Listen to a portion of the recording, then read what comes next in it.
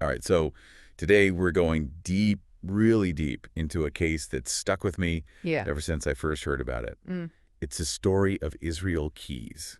Have you ever heard of him? Oh, absolutely. I mean, his case is one of those that really gets under your skin. Definitely gets under your skin. Yeah. And it's one of those cases that just defies all the typical serial killer tropes. Yeah, completely. We're diving into American Predator, Oh, great book. the book American Predator by Maureen Callahan. And this book, it reveals Right. a truly terrifying figure in true crime. Yeah.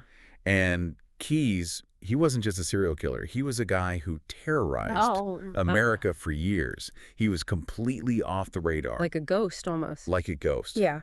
And his story, it starts with the disappearance of Samantha Koenig, Right. an 18-year-old from Anchorage, Alaska. Yeah. But her case, it's really just the beginning. The tip of the iceberg, really. Yeah. So, when we talk about Israel Keys, one of the things that just blows my mind is how he was able to just blend in Right. so seamlessly. Yeah. He lived a double life, right? Absolutely. Working as a construction worker, totally normal. Had a family, I think. Had a family. Yeah, fitting right in. Fitting right in. But then, Wow.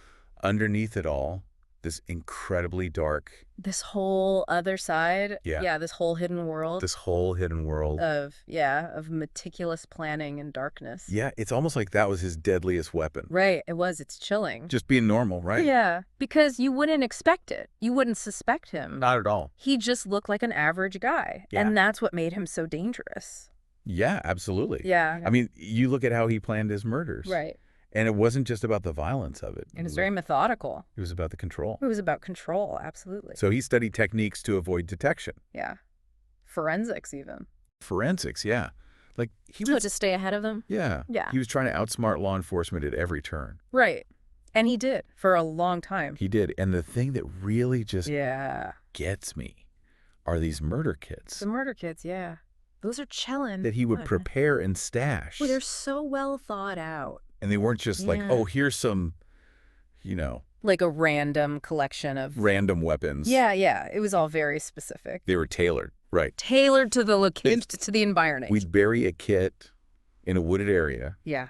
and it would have rope designed for that terrain. Yeah, or like a desert kit. Desert kit, totally different. Different tools, different weapons. Yeah.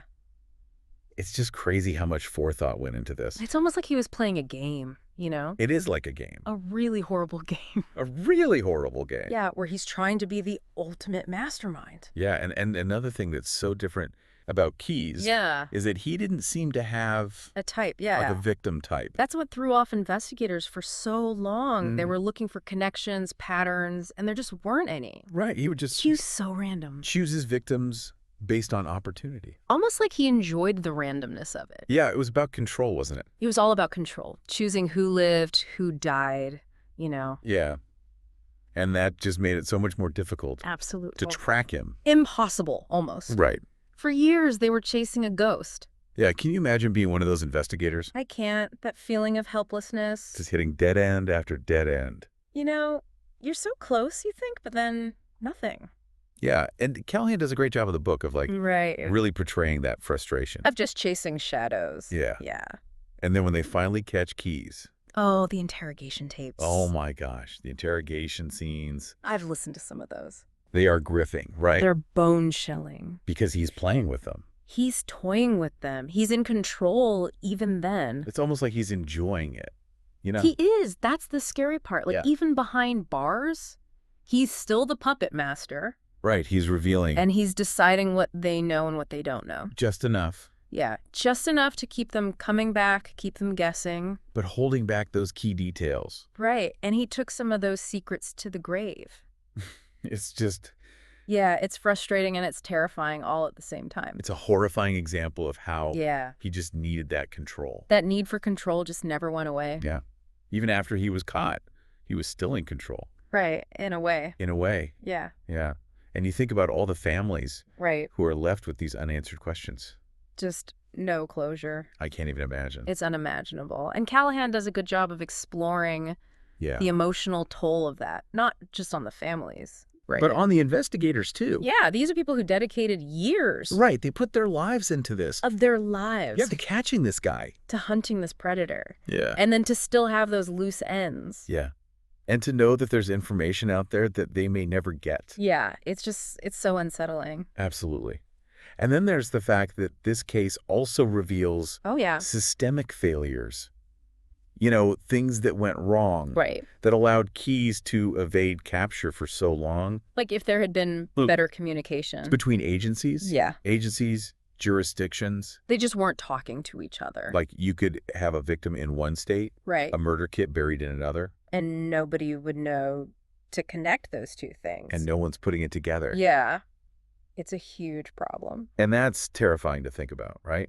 It is. It really shows you the challenges of tracking someone who deliberately avoids pattern. Right. Someone who's this mobile and this calculated. Yeah. And it's a reminder that these things happen. They do. We like to think it's all on TV, but it's not. Right. These monsters are real and they're out there. And they are out there. It's so unsettling to think that someone like Keyes could exist. Could function so well. Could blend in so well. Blend in. Yeah. It's like he was made for this. Yeah, and have this Yeah. meticulous planning. And have no discernible motive. No discernible motive. Yeah. That's what's scary, right? It's just a You terrifying. can't understand it. Like, how do we You can't profile it. How do we protect ourselves Right. against someone like that? That's the question, isn't it? Yeah. How do we prevent this from happening again? Is there any way to anticipate it? That's the million-dollar question. Right. I mean, his case shows us that we need better communication, Yeah. better data sharing. Yeah, absolutely. Agencies need to be talking to each other, sharing information. Right. We also need better public awareness. Yeah. What does that look like? We need to be vigilant. Report anything suspicious, anything that feels off. Right. Don't be afraid to be. Right. Trust your gut. Trust your gut. Yeah. And understand that these people don't always look like monsters. Right. They can be anyone. They can be your neighbor. They could be hiding in plain sight. Yeah, just like he was. Yeah.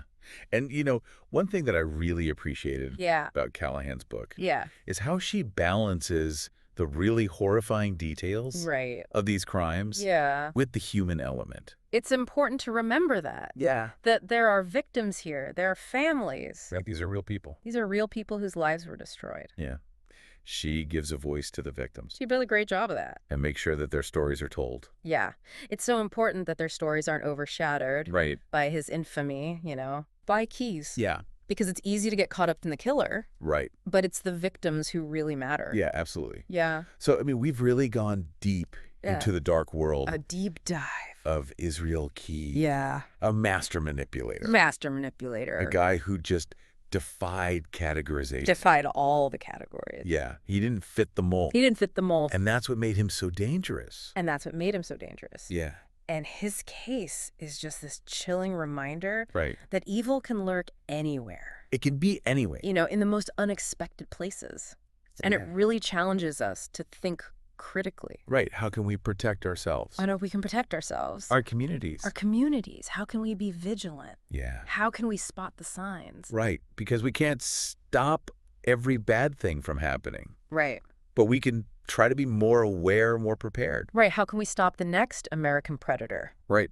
Before it's too late. That's the goal. It's a question that I think all of us need to grapple with We all need to think about this. as we kind of, learn about and move forward. Process. The chilling legacy. The chilling legacy of Israel Keyes. Mm-hmm. Yeah. So, I don't know. What do you think? What are some things that our listeners can do?